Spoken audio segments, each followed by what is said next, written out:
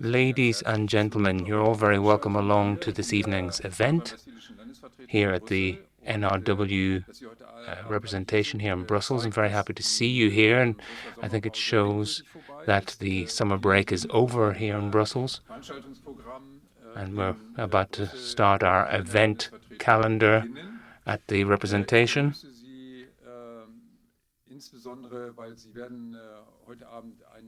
This evening, you're going to hear about a package.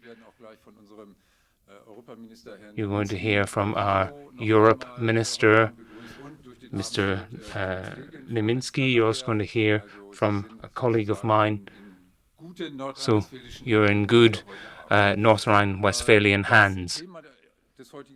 So the topic that we're dealing with this evening is about the digital world and the use of digital media, in particular the use of phones. We have some very illustrious guests with us here. So we have the MEP, Mr. Verheyen, Ms. So we'd also like to greet the other speakers, Ms. Metzler. So I wish you all a wonderful evening. And don't forget to switch your phone back on when you go out. So I think we can show the video now with the video message. Ladies and gentlemen, a warm welcome from me as well. Generation Smartphone is what's written on the invitation. I think this title says everything. Smartphones are a constant companion for our children. They've become that way. A companion which has many upsides, but also many downsides. As a father, I'm well aware of this. And around the kitchen table, we discuss a lot of things. How long should people be allowed to use smartphones? What apps can the children use? And what can they actually watch? What can the kids actually watch? I'm sure that these questions are also raised in your homes. And that sometimes you may reach your limits. It's not easy to strike the right balance. Smartphones have a sort of magical pull when it comes to our children. We want the children to partake in all the good things in life, chatting with friends, sharing photos, listening to music. But we know that there are all sorts of dangers around the corner, cyberbullying, pornography, violence, all sorts of different challenges. So in this dilemma, there's a lot of responsibility which comes with this, and this is not easy to deal with when dealing with everyday stress. This is our common task as parents, as teachers, as politicians. We need to make sure that the digital space is as safe as possible for our children. In my opinion, there are 5 points which are particularly important. The first one, we need to bolster media literacy. We need to make sure that we're better at dealing with all of this, at these digital changes and the new realities. In North Rhine-Westphalia, we have developed the Digital Check NRW. The goal of this is to strengthen the digital skills of adults. Because you can only understand the digital world if you understand the mechanisms and risks. And we need to be able to accompany our children. Secondly, schools, parents, and lawmakers need to work hand in hand in order to make sure that we have a safe and encouraging environment. Schools, in particular, have to make sure that we teach how to deal with digital media in a responsible way. Parents need to guide and support their children. Thirdly, we need to have a clear legal framework. The EU has thankfully approved the Digital Services Act. This might seem very technical, but the core of it is very clear.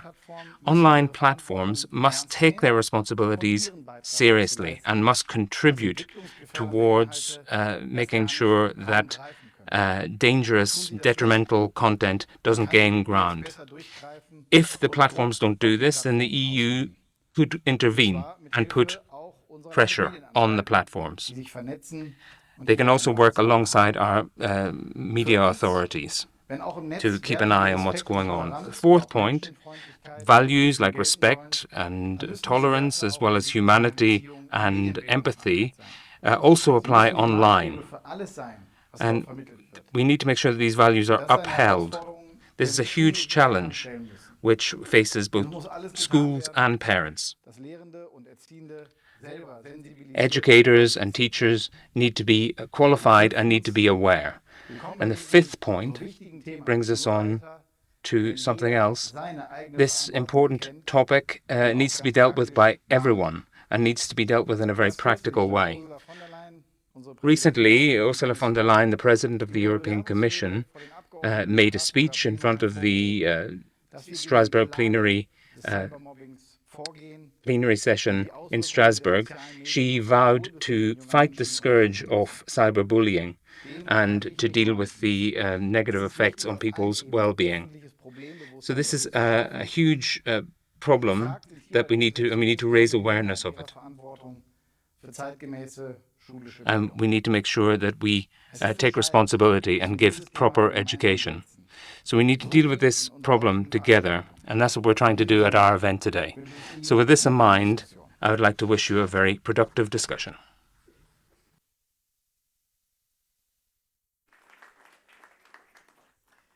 So I would now like to ask the participants to take to the stage.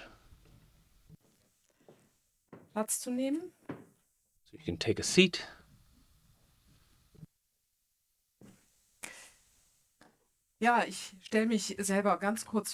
Just introduce myself very briefly. I'm Susanna Metzler. Here I work at the Representation for Media Policy. I have 2 children myself. They are young adults, but these topics apply to all of us, whether you have children or not. I'm very happy to be with you here for this evening, and I'm very happy to have 4 experts on the stage. They come from very different backgrounds and have different types of experience and expertise. And I would like to introduce them. So I'm very happy that Ms. Müller has come to us from Lower Saxony. She is a principal of a school, and she's been working on ethical and democratic topics in the area of the digital world. She works along with the forum in Berlin, and also works on an association at the Center of Digital Lessons. But you're mainly known because you wrote a book, We're Losing Our Children. This was a bestseller in Germany, and I really encourage you all to read this book. And then the second book, We Need to Protect Our Children, is also coming out shortly. Thank you, Ms. Müller. Welcome. Then we have Sabine Verheyen. I'm also very happy that you're here. You're from Aachen. You're a trained architect, and since 2009 you've been a member of the European Parliament. Du warst Mitglied von 2014 bis 2019 im Ausschuss. So you were a member of the Culture Committee from 2014 to 2019, and you've also been in charge of the audiovisual directive from 2019 to 2024. You've been the president of the Cult Committee, and you've also been very much involved in media regulation in Germany. You've now been voted in again, and you're now Vice President of the European Parliament in this new term. And you're involved in the Committee of Constitutional Affairs, as well as involved in the single market, education and culture. Welcome, Sabine.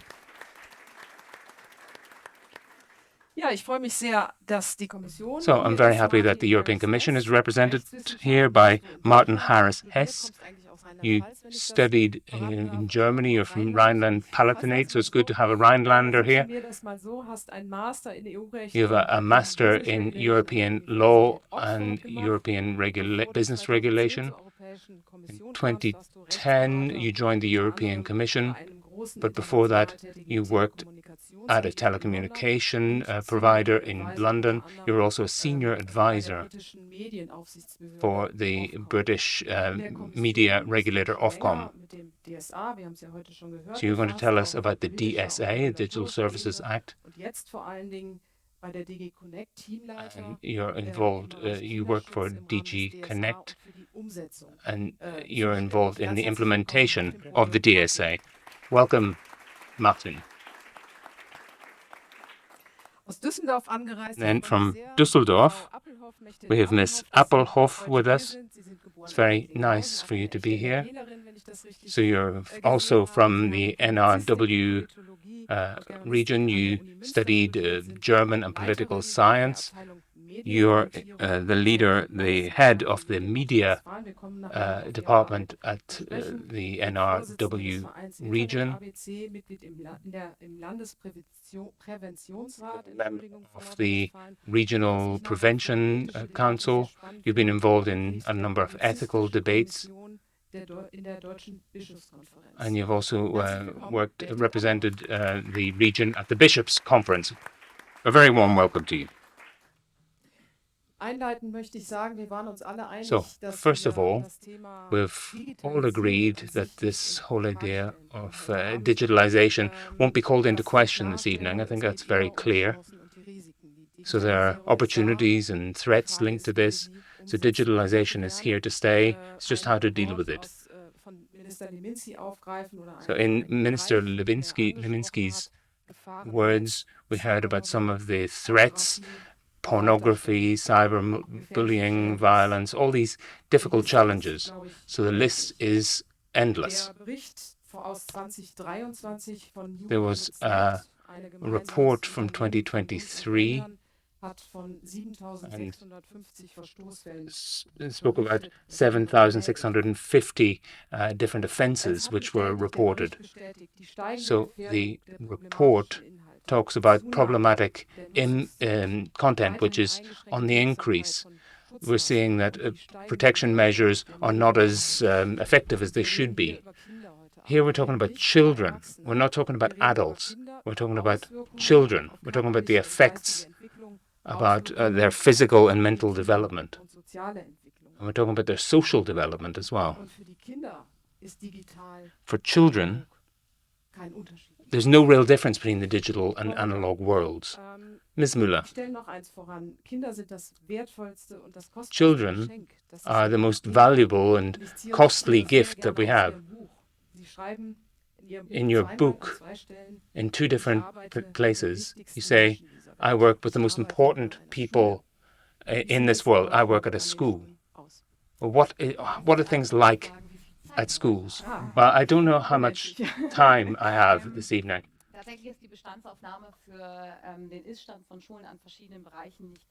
Well, things are quite difficult in schools, and I think this is nothing new.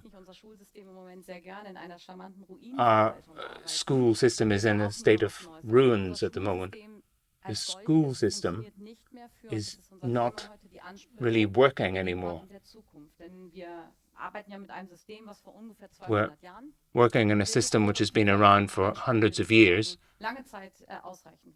And for a long time, the system worked well. When I talk about media literacy, and I speak about the influence of media on young people, well, I think we're not preparing our children properly. As a society, we're not preparing them properly.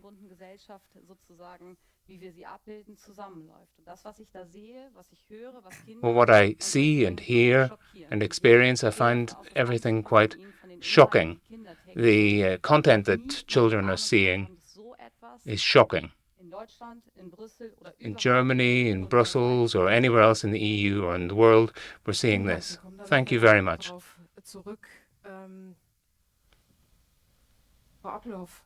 Ms. Appelhoff from the regional media department. Children are receiving awful content. Could you give us some examples from your daily practice?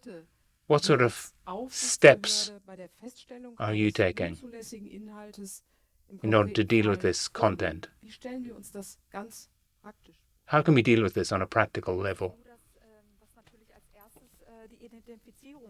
Well, the first thing is to identify the problem. We need to look at to identify this legally challenging material. So often we receive a complaint, that's the first step. And then it's checked by the authorities. We'll look at, for example, hate speech and the various different ramifications. And then afterwards, we would say if there was a violation or not. And this would go to the criminal office. And then the criminal office would send the information back to the regional authority to see what sort of legal consequences there could be.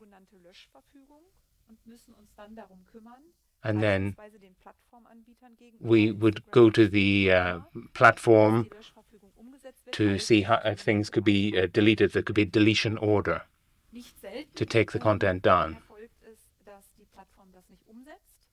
The platforms don't always implement these orders, and then there needs to be a process against the platform. In the best case, things go very quickly, but that's not always the case. So we can go into that in more detail in the second round.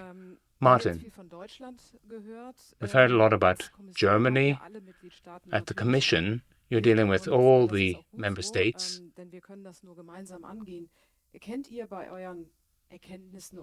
So in your experience or in the data that you've collected, can you see any common factors? Are there any differences, or can you see some similarities?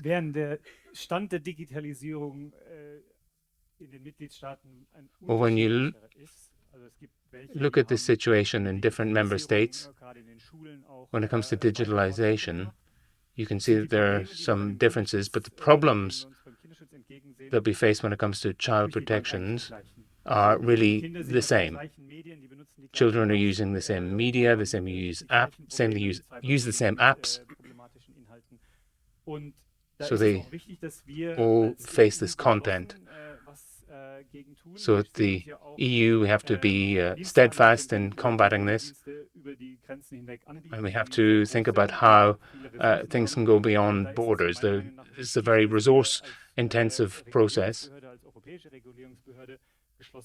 And we need to work with authorities to be able to work with these providers. And this is something we can go into detail on later.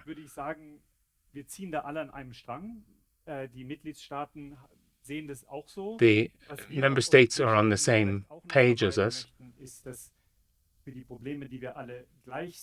So we all have a similar vision of the problems, but there are some national differences. Thank you. Now, Sabine, you've been here before. You came in 2022. That was still during the pandemics. It was an empty room. It was just a studio we set up. Believe it or not, this is what we lived through. And we already talked about mental health of young people. I don't know if you recall, we were sitting here. It was just 2-3 of us.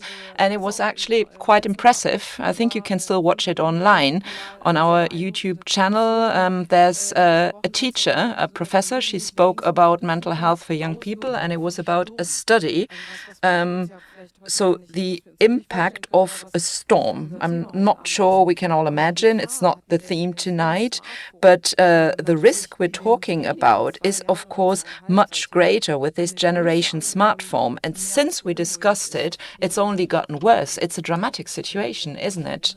Well, during the pandemic, we spoke about the impact of being isolated, whether that would have an impact on kids' mental well-being. And today, we're talking about the impact of being isolated because of social media, because social media doesn't give you any real social interaction. It leads to isolation. We discussed cyberbullying, harassment, aggression. Then we talk about brushed up videos, that perfect idol world, and all those cool influences. And of course, I can't keep up with that in real life. And that can cause depression, for instance. We know that 21% of all kids, at least once a week, or more often than that, are confronted with cyberbullying. We also know that there's algorithms out there on social media, and we know that they are addictive. We know that kids will just be constantly triggered to watch another video and another video. There's an older study from the DKA Association saying it's 2.5 hours per day. By now, we assume it's 6 hours per day. 6 hours per day of your lifetime. And really, you're not communicating. You're just, binging, watching more and more cool videos. But of course, you also see very harmful content. And I think that is really the problem we're dealing with, and we have to address it. Now, whether it's instructions on how to self-harm or how to live your bulimia, whether it's challenges, we already discussed them, go into a small room and spray your deodorant until you faint, and if you last longest, you win. I mean, that's going to damage your lungs, everything. So this is extremely, extremely harmful, and you find this online on social media. The European Commission also told TikTok already to do something about it. Something happened, but on X, nothing as yet. Well, we will talk about the platforms later. Ms. Müller, you said we happily manage ruins. This is how you call the educational system in Germany. You also mention it in your book. Now, there are differences, and you know this as a principle. There's a difference between boys and girls, isn't there? Also in terms of the incidents you observe. That's one thing. The impact is different, but what I also found during my preparation, or what I thought we should talk about, kids also become perpetrators online. Could you maybe say something on that? Yes, right. Well, this whole debate about victims and perpetrators, that was quite a finding, because we're not only talking about kids seeing content or, well, I mean, the fear of many parents that there will be, I don't know, cyber groomers out there talking to your kids. And that happens. It's widespread. But also, kids also spread content which, they just post rather naively. It's perfectly normal from 5th or 6th grade to take a nude of you, or to send round a picture where you were scantily dressed. It's quite normal. And then kids will say, well, I've got a picture of you, or I received a picture of you, and then they will threaten each other. I've got that picture. And it's perfectly normal for kids to forward those challenges and say, come on, let's do this. If you want to belong to our group, you will do this too. So you will take that picture of you on the railway tracks tonight. This whole perpetrator-victim thing, it's nothing kids ever think about, and I don't want to criminalize kids, but we have to think about it. However, it is addictive. Social media is addictive, and kids live that every day. I can only confirm that. We just ran a survey in 8th grade, and they showed me their screen time, and there was no one of less than 5 hours a day. And kids are not allowed to use smartphones during breaks and during classes. So this is after school hours. They really don't think about it. Is this a criminal offense? If it's not, they may know theoretically, but they just get really sucked up. They want to be evaluated. They want that level of recognition. And very often they have the feeling that they're not being heard in our society. Kids don't have a lobby, but we can discuss later. And in order to get that attention, they go into that fake world. They get their likes, or sometimes they will also get some negative attention, but at least it's the attention they're craving. And this content, it's extremely cruel. It's appalling. And kids have to go through that, see that this isn't normal anymore. Yes, well, that's why we're sitting here tonight. Miss Appelhoff, you just talked about the whole process from identifying a certain content up to the stage where there's legal proceedings. But, well, in practical terms, I mean, it's obviously important to have these procedures. They are indispensable. But it sounds to me as though, I don't know, I mean, a content that's out there that has been shared 100 times, 200 times. I mean, we could have hundreds of media authorities. The whole European Union could act, but we're not getting anywhere. So maybe you could tell us where we need to get better at some point? Well, let me say again, we're living under the rule of law.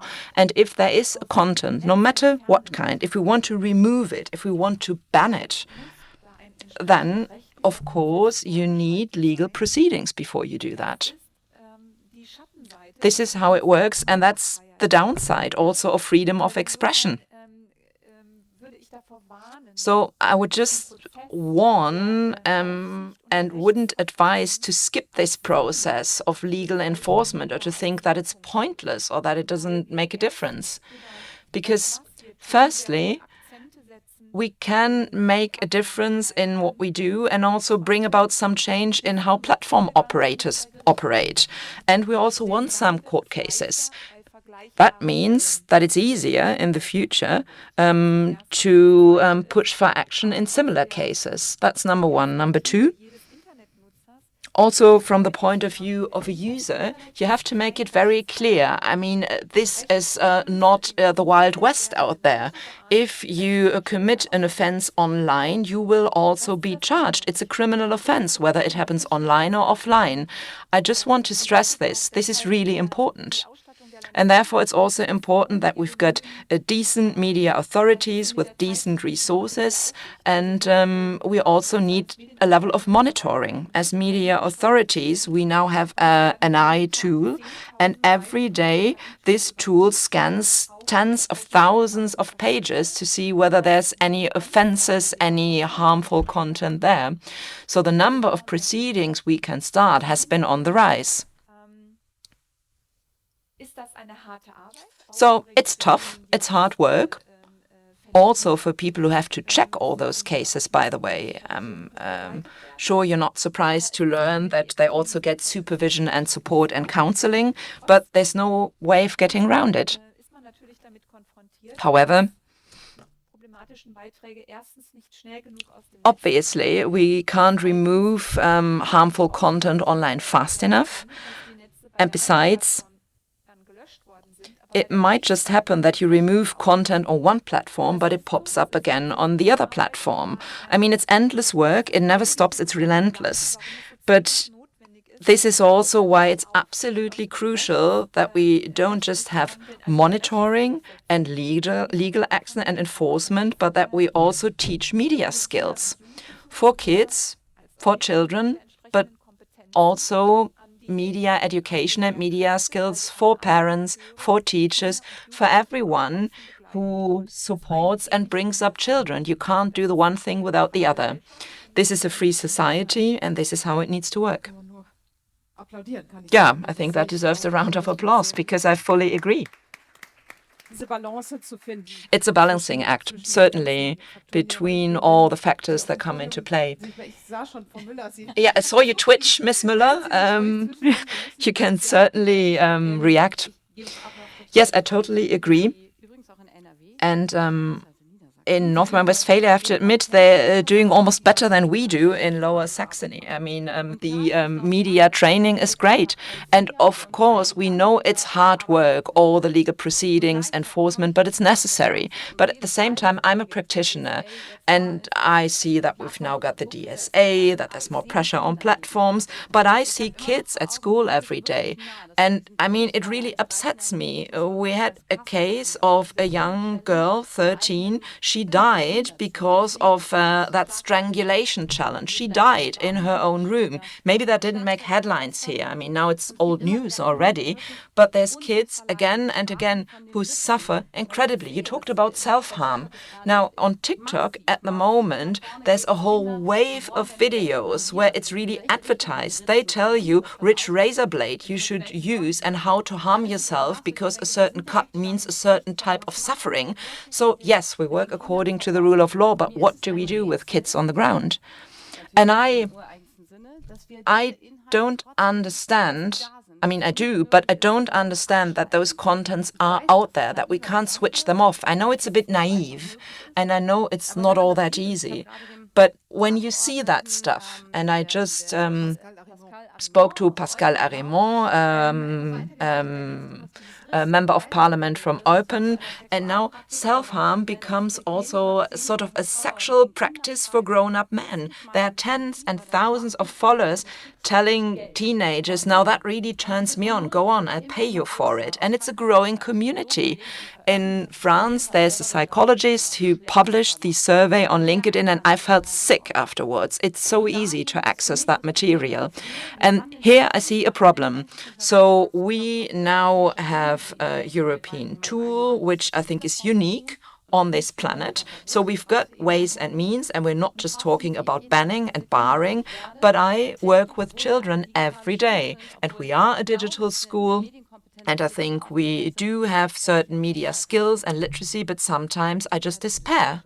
Well, this is dystopian, isn't it? Yes, quite right. And this is why we're sitting here and discussing. Yes, let me come in here, because I fully agree. And of course, we need enforcement, but I share the frustration about how long it takes. And one type of content is taken off and 10,000 pop up again. So the DSA and the Digital Services Act therefore wants to create a mechanism which makes sure that platforms are obliged to put up systems to, well, avoid that this content is posted in the first place, that it's not forwarded by algorithms. And this is where we want to call upon them. And the DSA applies to the bigger platforms. It has for a year now. And I know there are enormous challenges out there. And sometimes when I ask people to be a little patient, I get funny looks. But I think it's incredibly important. I think we have to force platforms to change their business model by means of regulation. At the moment, the motto is maximum engagement. It sells, it's advertising, so they want clicks. They want to generate clicks and attention. And we have to move away from that because, well, what gets kids' attentions are extreme contents, extremely violent contents, things that feed into social unrest or aggravate problems. And to be a bit more optimistic, I think this piece of legislation over the next few years will get us in a situation where platforms will set up systems making sure that those contents won't be shared as often. Thank you very much. We will talk about the different tools and instruments. Sabine, you talked about isolation caused by social media. I think this is crucial, and I think we all know about this. It's been known for a long time, hasn't it? Now, of course, we've also had warnings. You went public at some point, Ms. Müller, but I'm wondering why are these warnings not heeded? Why are we not getting any further? I mean, our children, they are precious. No, I think there's a lot of awareness at the political level, and I was delighted that it's not just the Culture Committee now discussing what we might want to do against addictive algorithms, but It's also discussed by colleagues working on the internal market, and that was without my doing. In the past, it used to be that nasty culture committee fighting digitalization, which we never did because we think digitalization is crucial. But of course, it has to be done in a responsible way. I'm very glad you brought up protection of minors and rules and laws we have, and they've been around for a long time. I mean, even the old regulations had some elements of protection of minors in there. But in the implementation, well, it was barely checked and monitored, and I think we've learned a lot from that. However, I think we also have to work with parents because, teaching media skills and literacy to kids, that's one thing. But if you've got, say, a mum with the sound-canceling headphones on and staring at her phone, sitting in a playground for hours or walking with a pram, then I'm just wondering what role models are we for our children? Now, schools have started barring mobile phones at school. They are also confiscated in the morning. My brother is a school principal, and they do this. They've got a decision, they've got a policy in place, no phones at school. So if they find smartphones, mobile phones, they get confiscated.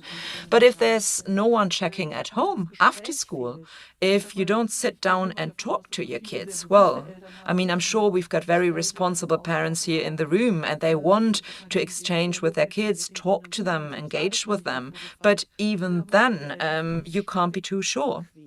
It's also quite convenient for kids. If you've got a kid 2 years old playing with a tablet, watching a film, playing games, but there are also parents who simply haven't got the time. They're working, there's no one else to take care, and they simply can't get around to it. And this this happens in all walks of life at every social level. And I think there we need a new approach. Regulation, schools, agreed. Media literacy, we've been asking for that for years. We launched programs in order to implement this. Also in the Erasmus program, there's an exchange on best practice in media skills. However, we also have to focus on parents because we can't do it without them. Let me add to that, if I may. It's also about a rather ill-guided debate on media skills. Now, parents will tell me, well, we've got a Google Family link. I can see how long my child is using their phone, and they have to ask me for screen time. But this is just technicized media skills. I mean, they get an hour of screen time, they're allowed an hour, but parents don't know what contents they're viewing online, and that is the problem. So we need maximum awareness of what is actually possible, what kids might come across. We're talking about pornography, torture, torture of animals, and all kinds of harmful themes we could be discussing for hours. I mean, there's all kinds out there. So media skills, unfortunately, also in debates at schools, it always turns around what do we do in prevention? How do I set my phone? What do I do to my WhatsApp settings to avoid storing pictures in my gallery? But we don't talk about contents. And we need to support kids and tell them, if you see something horrendous online, just come and talk to me. And I don't think we discuss that enough. Well, we talk about media skills. Ms. Appelhoff, I think you wanted to react, but it's the discussion we need, don't we? Yes, certainly. I wanted to react to that. Technical media protection is important, but this is something parents need to do.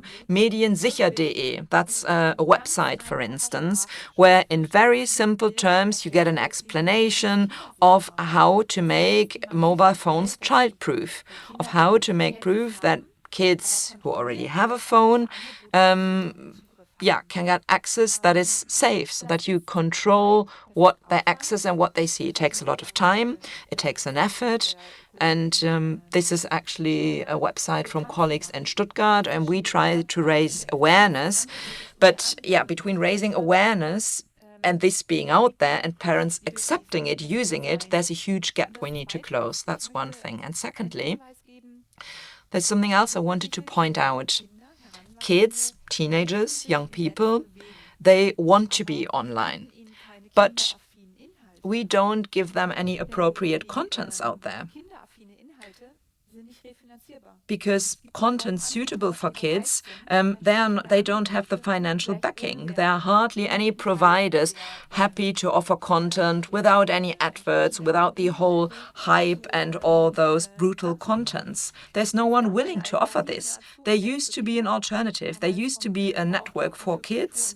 That was the Commissioner for Culture and Media. And this initiative was meant to offer content suitable for children, so that if and when kids go online and start finding their feet, that they do this in a safe space. It doesn't solve the problem, but at least it means that kids have a safe space and they can experience how it works and what it's like. And they will make those experiences. And it makes more sense to make mistakes, which they're bound to make, in a safe space, without any consequences for them. So it doesn't make a difference whether you make a mistake or not. It's a lot better than learning on content made for adults. And this is what kids are doing at the moment. So I'll just come to you in a moment, Sabine. But I think this discussion is very interesting. Well, I think there's a lot on offer there on the online. So I was working with the Home Affairs Ministry in Lower Saxony, and there was a computer where content could be reported. So I think what we need to do is create child-friendly content. So we could filter a lot of the detrimental content out of the internet, and there could be moderation, and children could really take their first steps online. But if kids have better digital skills than their parents, if they know how to get around all of these parental systems, Mitte 30, aber da wusste ich auch irgendwann ab einem bestimmten Zeitpunkt nicht mehr, was da jetzt alles läuft. But at a certain point, da ist halt eben die Frage, habe ich dann die Möglichkeit, it can get very difficult. So what we need to do is discuss things with our children, and we need to be open with them. We shouldn't be hiding things from them, because if we hide things, then there's a sense of shame. Sometimes there are images of child abuse online, for instance. So there's also a very strong shame factor at play. And children sometimes don't want to discuss these things with adults. So if there's cases of cyberbullying, for instance, in Parliament we had the case of an Irish mother who discovered that his daughter killed herself because of cyberbullying. So we need to make these into fences. So we shouldn't just think about what we can do technically, but we should also have a sense of what's going on online. So we just say, this is something that I don't want this sort of content to be out there.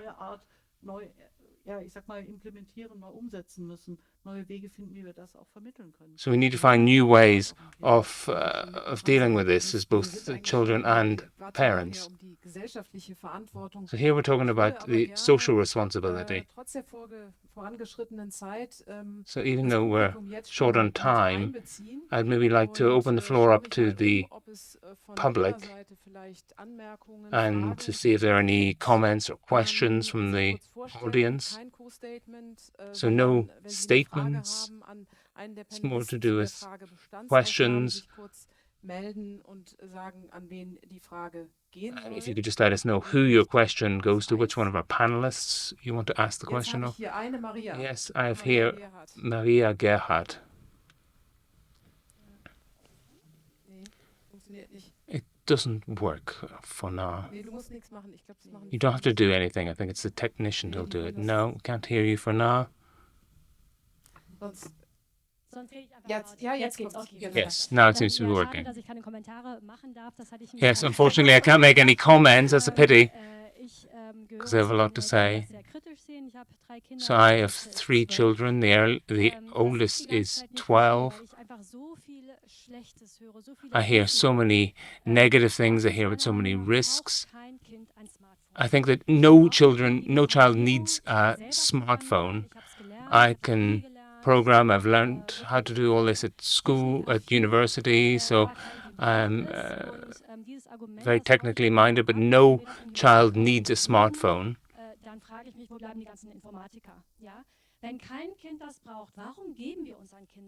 No child needs a smartphone. Why do we give children smartphones? It's a bit like alcohol. It's like cigarettes, like the driving license. There needs to be an age limit for all of this. So what do you think about all of this? So maybe there should be an age limit on smartphones. What do you think of that? So you've taken a question away from my list of instruments. So you took the words out of my mouth. So that's going to come into the second block. Thank you for that very nice transition. We're going to come to that in a moment. So about instruments and protective measures that we can put in place, what we can do operationally, how we can be protective and reactive. Ms. Müller, you have taken some measures in your schools. So from your experience of every day, you have these appointments for social media. It's not just children who are affected, but we're all dealing with this. What instruments can be put in place? Can you just talk about some of the instruments? So I'll just come to your question, but I just want to deal with the other question. Well, I just want to talk about what you said.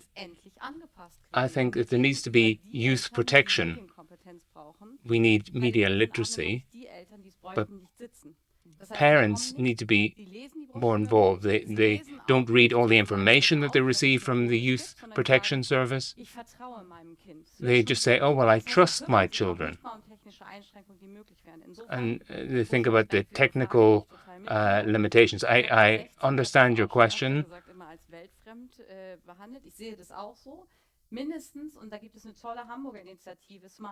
There's an initiative in Hamburg which was very successful. And you have the old flip phones that children could use. And then that way children don't have unlimited access to the internet.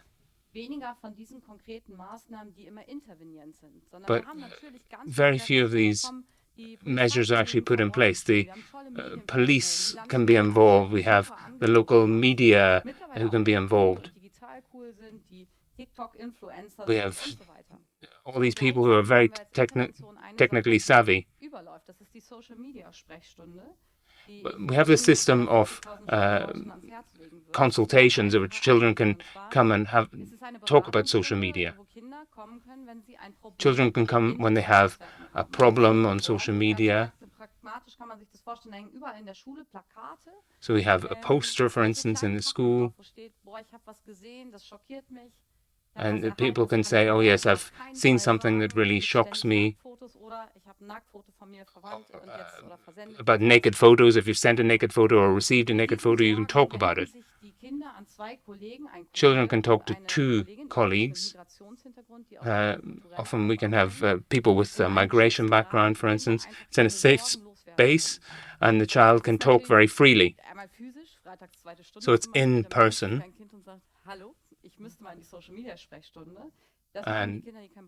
But some children maybe go because they don't want to go to maths class, but we also see certain trends.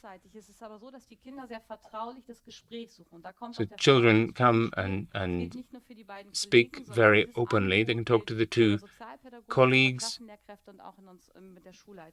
but we also work very closely with other stakeholders in the school, like the management. So children can come and say, I can't manage this anymore, or I have to speak to you about a friend of mine, I'm really worried. Every day we see all sorts of different cases. So children come and say, I know that my friend is writing to an old man every day, and I know that she wants to meet him. And then someone else comes and says, I know that my friend sent a naked photo. Children come and you can ask, how long has all this been going on? And you can see that they sometimes don't know. They say maybe it was in the winter, maybe it was 3 or 4 months ago. And the kids are completely alone. They're left to their own devices. And often they don't have anyone to talk to.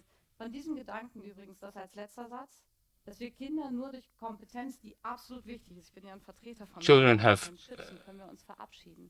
certain skills which they learn at school, but you can regulate whatever you want at home. You can go, but then when they go to a sports club or they go somewhere else, then they can get unregulated access, unlimited access to the internet.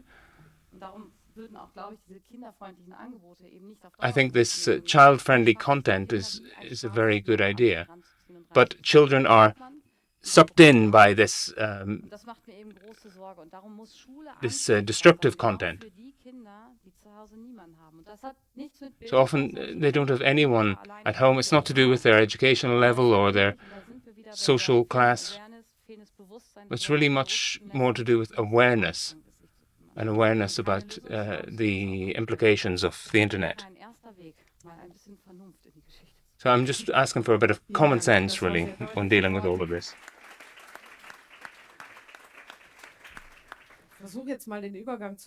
I'm trying to find a transition, Martin. So we're talking about instruments and protective measures. Australia has banned TikTok for children. Ms. von der Leyen, in her speech in Strasbourg, for example, spoke about this topic. So how can we resolve all this on a European level?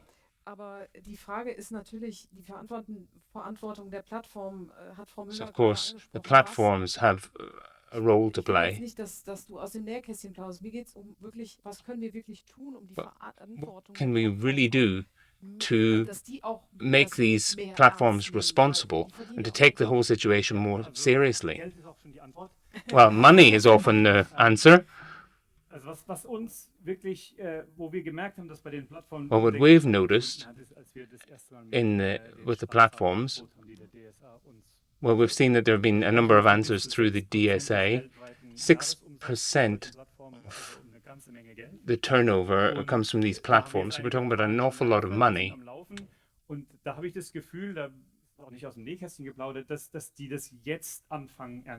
And I get the impression that these platforms are starting to take things seriously. At the beginning, we didn't really think they would take it seriously, but now when we talk to these platforms, we're seeing the first results, really. We're seeing that TikTok, they have introduced measures in France and Spain about addictive content. So we're seeing that some material is being removed. So the DSA is giving us some very strict measures that we can use.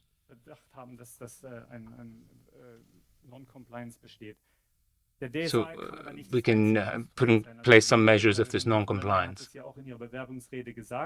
So Ms. von der Leyen spoke about this in her speech. There are more and more studies which speak about the psychological problems triggered by these platforms. and medical studies back this up.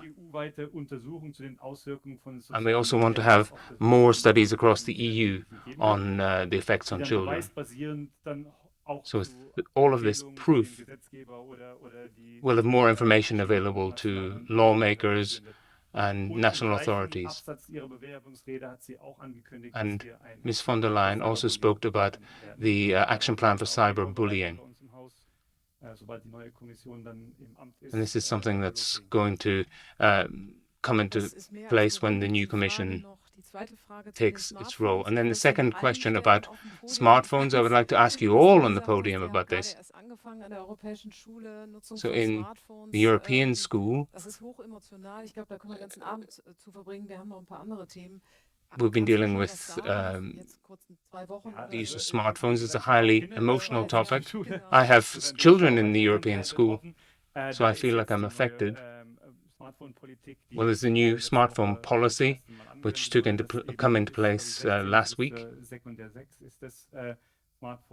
So it's in secondary school. Smartphones have been banned from for the whole day. Children are maybe not so pleased about this. We're only 1 week in, so maybe they don't have all that much experience yet. Well, I fear that maybe if we ban smartphones in schools, we just say, well, this is the school's problem. We need to expand this to all parts of society. We all bear a responsibility when it comes to smartphones, not just schools. Well, I think this debate, when we're talking about a smartphone ban, this is particularly important to me as a school principal. When we talk about a ban on smartphones, well, the smartphones aren't really the topic. So it's not just about our screen time. We can't limit screen time in the workplace, for instance.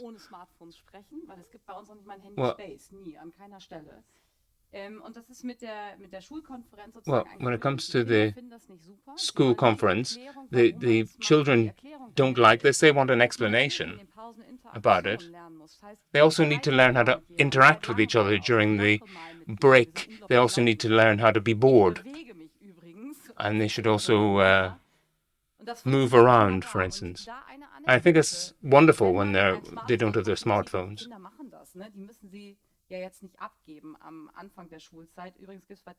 So they actually don't need to give anything up. But now we're seeing that children there's a trend on TikTok to have a second phone. So they go to the toilet and they can do a dance and put that on TikTok with their second phone. And then these devices come to me, and their phones are always on vibration.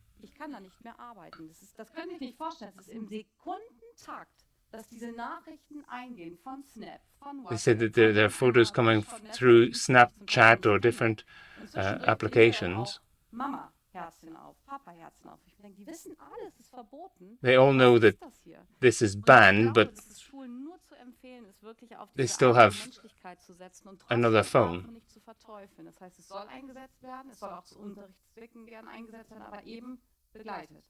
But we still need to accompany all of this. Thank you. Sabine, Martin, as in the Commission, just mentioned the platforms.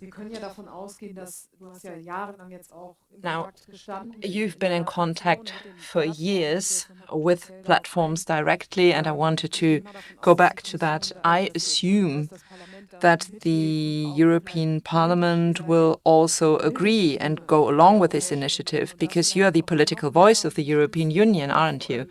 And you will certainly support President von der Leyen with her initiative, maybe more so than in the past. Could you maybe say something like an outlook on the next 5 years? I think this has got to be a topic, and the Commission, well, I can only urge the Commission to work on this, on the algorithms in particular. You can demonize smartphones, you can say this is all horrendous, but what is really horrendous is the way how data is aggregated, the recommendations you get, that it's particularly harmful content that is being recommended to young people, even though TikTok and all other platforms, they all have their ethical codes and their policies, but they know whom they're dealing with, and still they recommend this kind of content. I think there's a lot of rules and legislation out there preventing this in theory, but the question is, how do you enforce it? How do you implement it? And of course, this is where the media authorities come into play, but they can't do this on their own. It's impossible. So we have to ask platforms to live up to their responsibility. And we've taken first steps. The Commission has threatened with infringement procedures with a certain effect. But all those AI systems now need to be used sensibly. But the question is, how do I get a company that wants to make money using that model? How do I get them to destroy their own business model? Because any restriction means less profit for them. So there we have to think hard, and it can't be the solution to just ban smartphones. You certainly can in a certain environment, at school, for the reasons we just heard. They need to learn to interact, to be sociable. There are many, many good reasons why at school there shouldn't be any smartphones. And you don't need to call, not to call someone, you don't need a smartphone. You don't even need a brick phone. If you want to call your parents, you go to the secretariat, and if there's something urgent, well, you use their phone. That was already the case when I was at school, which was a long time ago, and I'm sure it still works today. So there's really no good reason why kids should have a mobile phone or even a smartphone.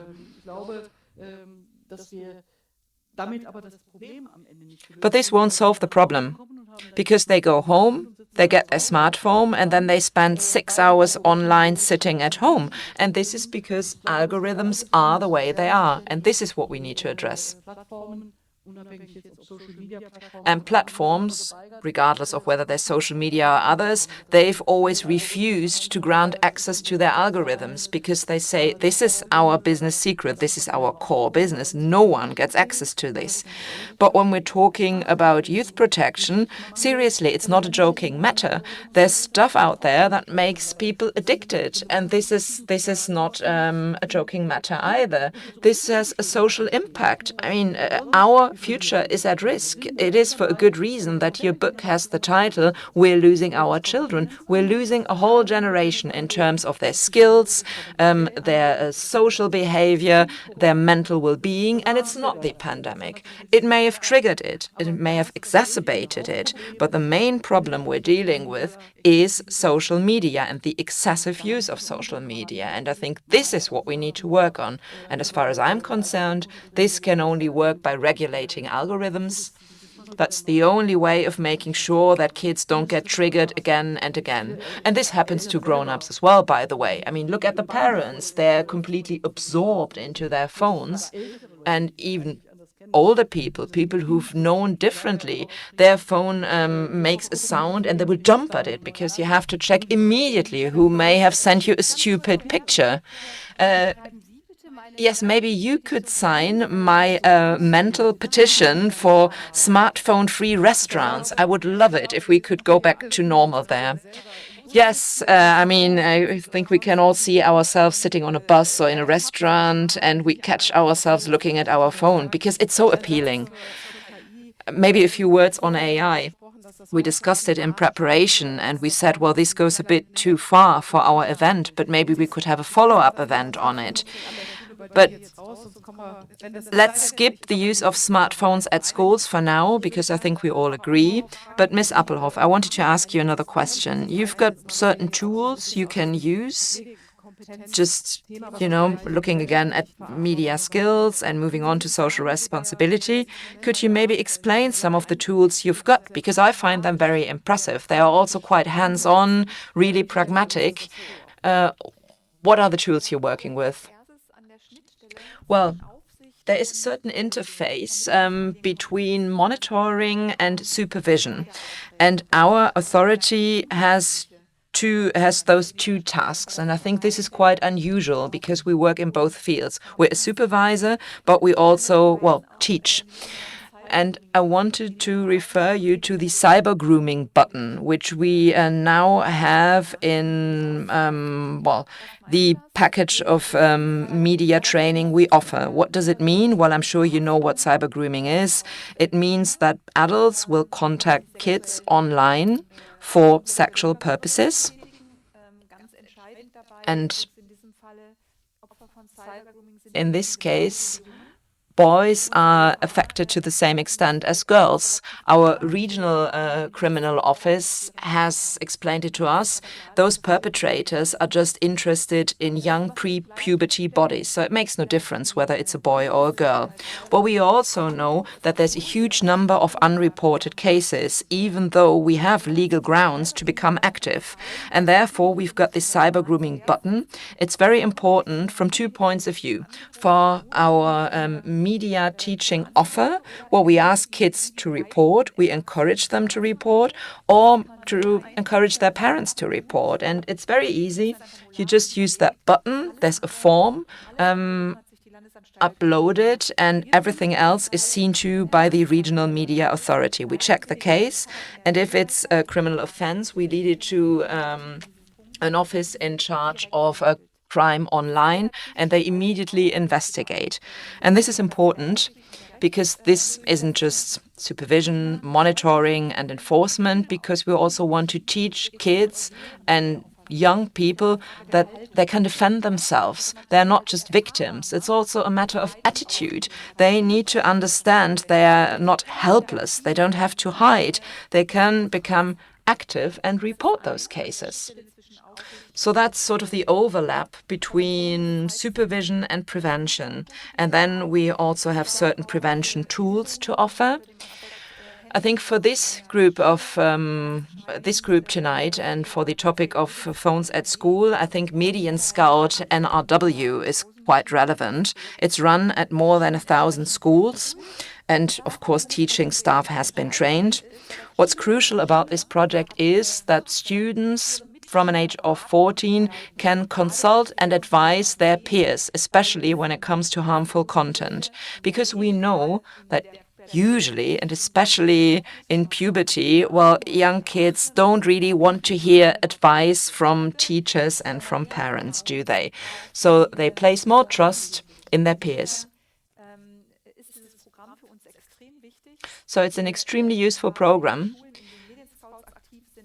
And we use those media scouts and consulting teachers, and they do kind of what you described for your social media hour. Whenever kids, teenagers feel they're overwhelmed because there is a problem, because there's been some sort of cyber grooming, harassment, bullying, and they don't know what to do, then there's always teachers to support them, to talk to them, and to follow up on it. Median Scout NRW is run by the Ministry of Education, and over the next few years, we want to implement it at all schools, at all secondary schools in North Rhine-Westphalia. At the moment, we're working on model projects also for special needs schools and for primary schools. Talking about primary schools, it's important because clearly you can't have kids consulting and counseling their peers. But the trained scouts we've got, they can certainly start to talk to kids at primary school age. And that's the point. Very often, teachers have no idea what's going on and what kids of primary school level see, what they get to see on their phones and social media, and what they have to go through. Also in terms of cyber grooming at primary school level. That's one project, and there's another one for primary schools. It's called Internet ABC, and this is a platform targeting kids, teachers, and parents, and the goal is to create a safe space. This is what I was talking to. You have to get started online in a safe space so that you can try a little bit and make your own experience to move on from there. If everything works well, then kids can use that tool. They can learn at school. It's certain learning modules they can use, and teachers can write letters to parents. For instance, if you want to discuss online research, then parents can receive a letter to the parents telling them that a certain child-friendly search engine might be a good bookmark, because then kids will find the right offer online.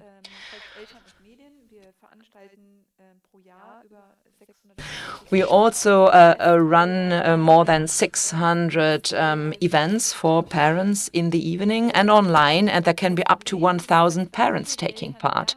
So there's an awareness with lots of parents, but the question is, how do they actually go from theory to practice? And I think that's quite a challenge.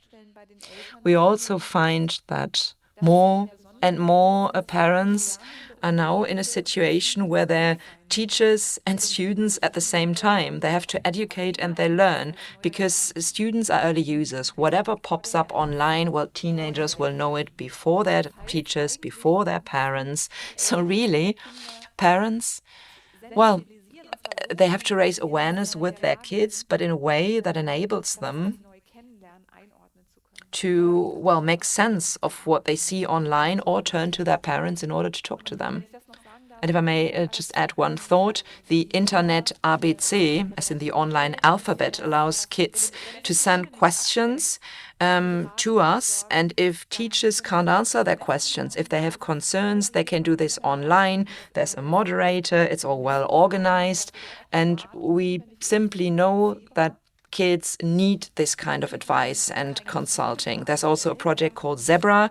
You can ask any question and our staff will reply within 24 hours.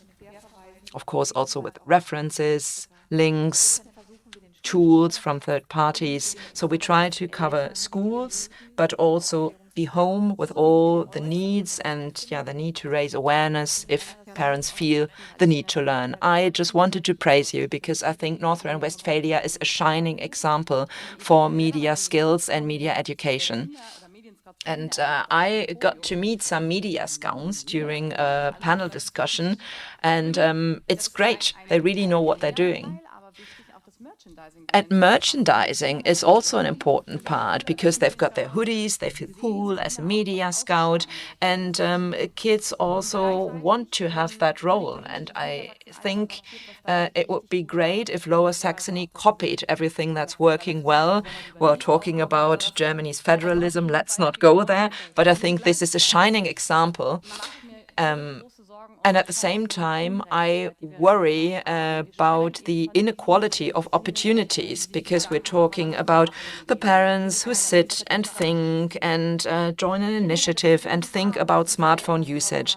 But if kids are not lucky enough to have parents like that, well, we can only protect them by means of regulation, by means of the DSA. It's the only way. We are quite a rural area, things are stable and things are still okay, but still we're losing children and I can see it happening and we need an answer. These programs, I don't know, maybe there can be penalties for parents who don't deal with it. I think it's a bit fishy from a legal point of view, but anyhow, I think we have to talk about it. We have to talk about how to support kids who do not have the luxury of caring parents. And there's more and more of them. We still need to protect them, and I agree with Ms. van Verheyen. It can only work with strict regulation of those algorithms, which really are the problem. Well, if we get the right legislation in place, I'm sure we'll be happy to enforce it. Well, we can discuss details later, if that's okay.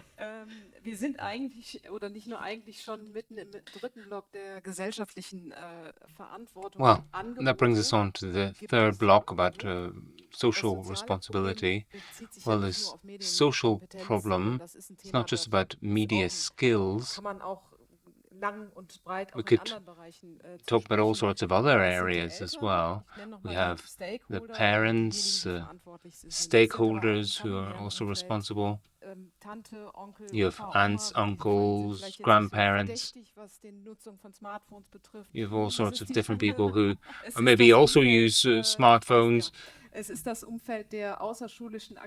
So you have the extracurricular activities, you have politicians, so you have society at large. All these actors need to work together. So you just said that the offer is there. Parents can be supported at home.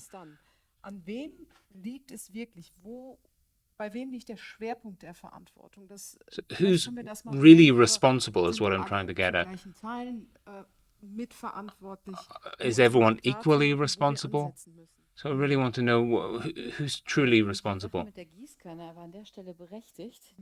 Well, it's this sort of watering can principle that everyone is equally responsible.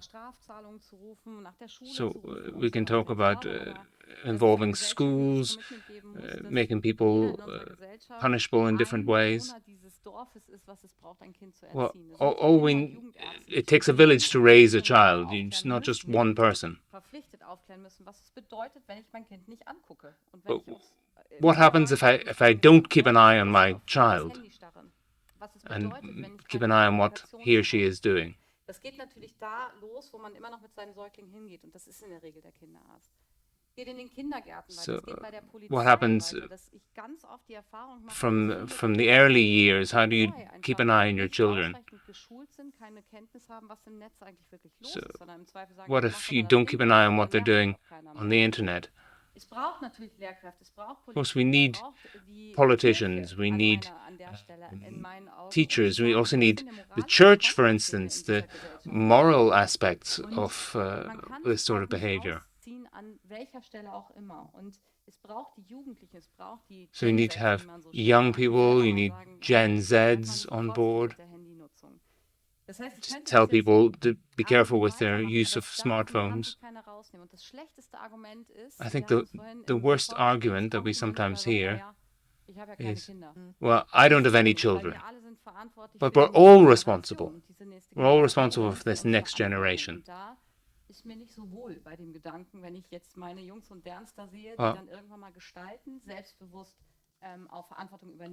I want my young people to take responsibility. And we all need to be responsible. We all need to raise awareness. And I can just agree with that. Martin. Well, I can agree as well. It's down to everyone to take responsibility. The platforms have a role to play. Well, we have some colleagues here, we have colleagues in Luxembourg who are part of the Internet for Kids strategy. There's a network of safer internet centers as well in member states. In Belgium, it's called Child Focus and Better Net. There's ClickSafe as well. So there are great websites for teachers, for parents, for young people. There's all sorts of the range of materials out there. So we have the Better Internet for Kids portal.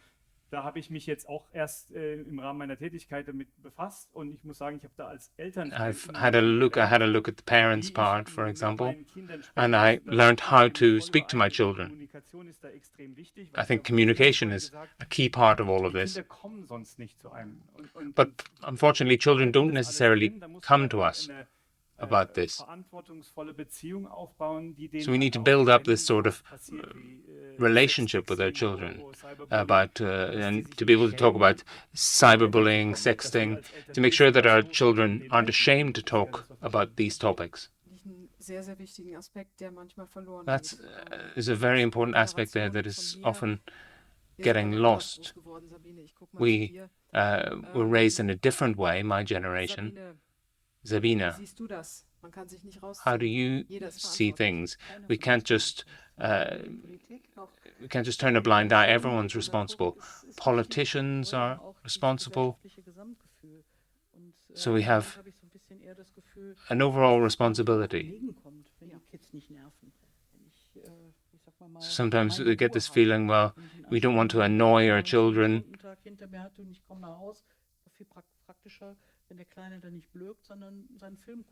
It'd be much better just to leave your children watching a film.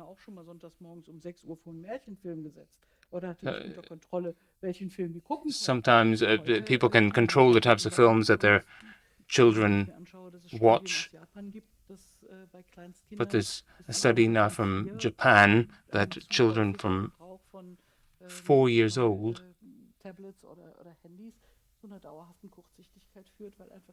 are often short-sighted because they're on mobile phones and tablets so much. So it's not just mental health problems that these devices are causing. So there are parents who are very careful with what food their children eat, but maybe they don't pay as much attention to access to screens. So I think we need to raise awareness. We also need to shoulder responsibility.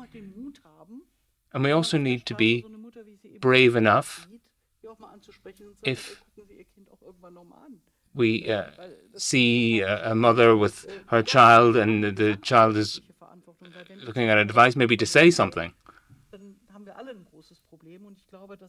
Because we're all going to have problems with this generation. So this whole idea of the watering can principle, we all need to pay attention. This is the right approach. And we all need to take responsibility. So we can't just sit back and say nothing. This whole idea of the media scouts is a very good idea. We have other similar sorts of roles to deal with cyberbullying, for example, to try to protect the children.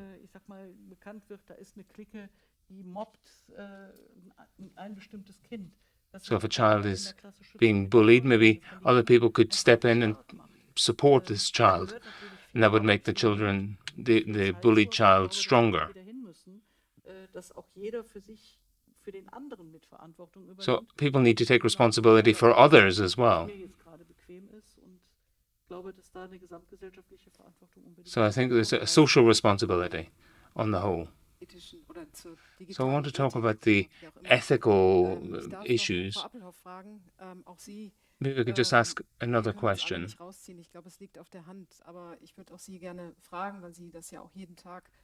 So there are certain issues that we have to deal with on a daily basis. Well, I just share what's been said already.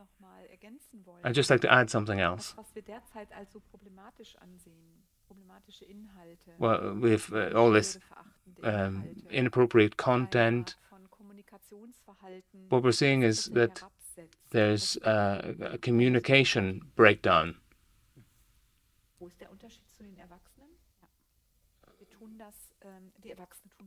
But adults also have communication problems. When I speak about social responsibility, then it's not just about institutions, it's not just about groups, it's about each individual.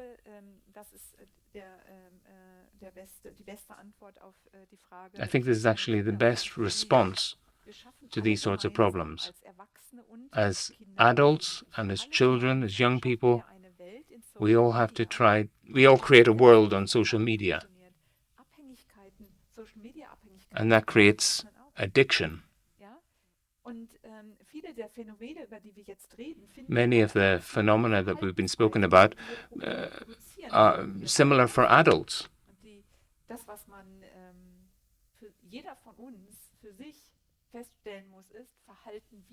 Each of us has to develop appropriate behavior. So when we're thinking about hate speech, for example,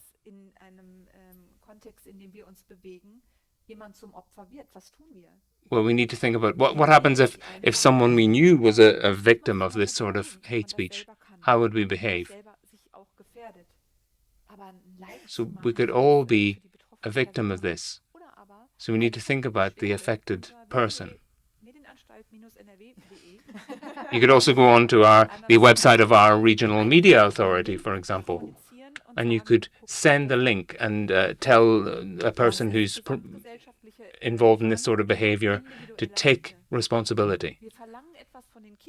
So we're requiring something from children that we don't necessarily require from adults.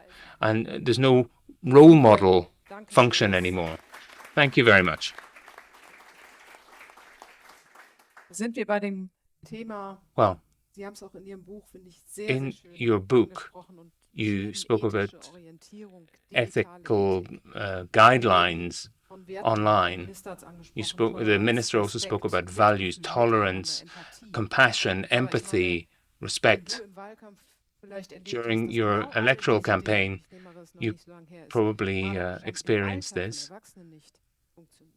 Dann ist das The behavior that we're seeing among children isn't working among adults. sehr, And sehr you've just anschaulich mentioned this angesprochen. Wie können wir very well. diesen moralischen Kompass, Frau Müller, durch So, tägliches Ms. Müller, Rückgrat zeigen, die Resilienz how schaffen, can we wie develop können this wir moral tun, compass jeden Tag aufmerksam among sein? Das ist ja children? eigentlich eine Selbstverständlichkeit, von How der wir can sprechen. we develop this? This should be self-evident.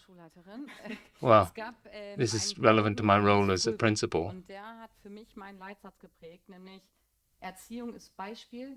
Well, we need to show an example. We need to be role models. Dann geht es genau das, was Sie ja auch gerade sagten. This is linked to what was just said before. So if you look at how adults deal with each other on the internet, so children haven't managed to master the internet, but adults haven't either. They see what we're doing on the internet, and they see some of the content. They say that there's torture porn and all sorts of other things going on. They see that we've produced on the internet. And then we need to have a debate. And this brings me to the idea of awareness. What's really impressive is the elevator voice. So there was something on TikTok. There was an interview with the elevator voice. There are a group of young German boys who got onto a lift, and there was a music video, for instance, and then they got celebrities involved to get in this lift with them. And they're also working with Hate Aid. So they're getting involved against hate on the internet.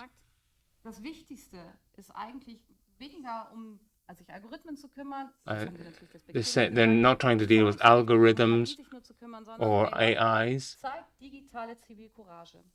What the most important thing to do is to show courage in the digital world, to speak out, to don't be afraid to go against the grain. And that's something that we don't do in society at the moment. So we've seen the election results in Eastern Germany. People sit back and just say, oh, well, that's how it is. So nobody stands up when something is going wrong in the local neighborhood, for instance. So I think we need to have a discussion. We really need to have discussions with each other. You need to talk to a mother of a child, for example, who's doing something wrong. So I need to speak to a mother, for example, who has her child in a pram. And it can be difficult, but we need to do this. At the beginning, I made a little jokes. I was speaking about mobile phone-free restaurants. But I think we need to put our mobile phones to one side. And we need to think about democracy and about a healthy childhood. Children don't have a childhood anymore because of technology. They're always under this pressure to represent themselves in a certain way.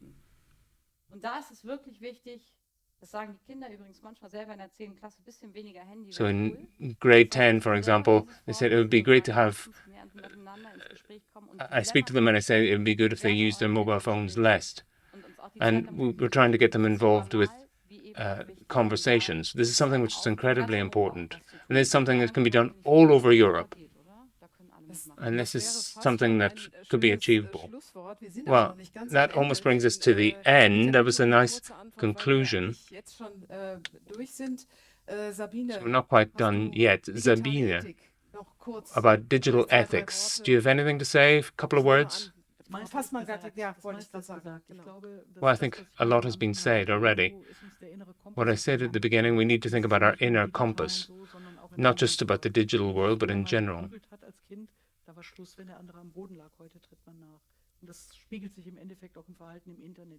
So bullying existed when I was a child, and now it happens online as well.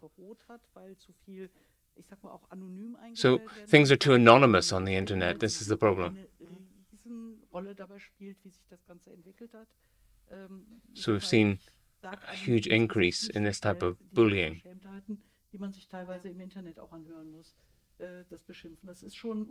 So we're seeing a lot of insults, people being insulted online. The people can just post whatever they want. So I think we need to have this sort of social compass. And that's a nice message, Martin. What do you think we can do as the compass? Well, I can just agree with what's already been said. The DSA is a legal instrument. There are these fundamental rights.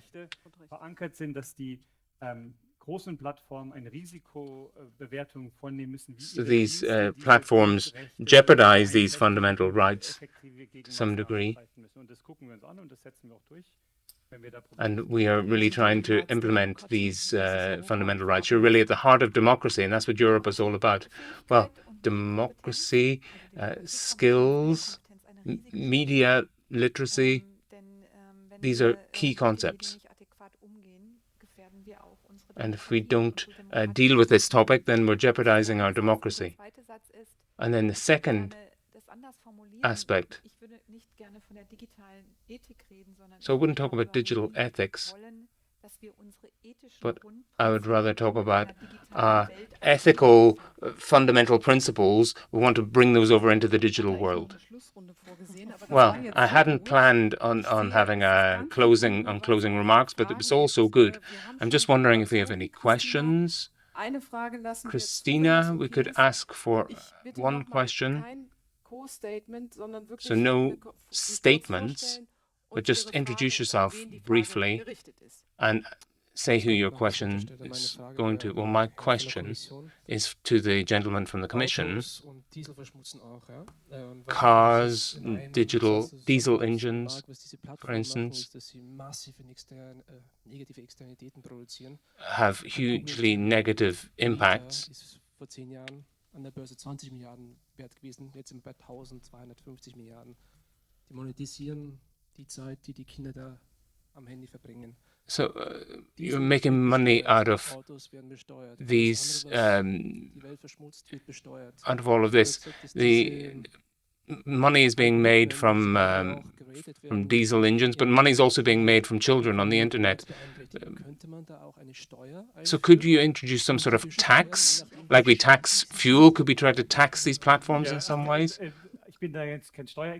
Well, I'm not a tax expert, but in my team, we're trying to make the cost of non-compliance so high that it would affect profits. And then that way we would force the companies to change their business model. Maybe I could just say something. I studied tax law, and the Commission could make a proposal, but we have to remember that the tax law needs to have a unanimous, there needs to be a unanimous approval of that.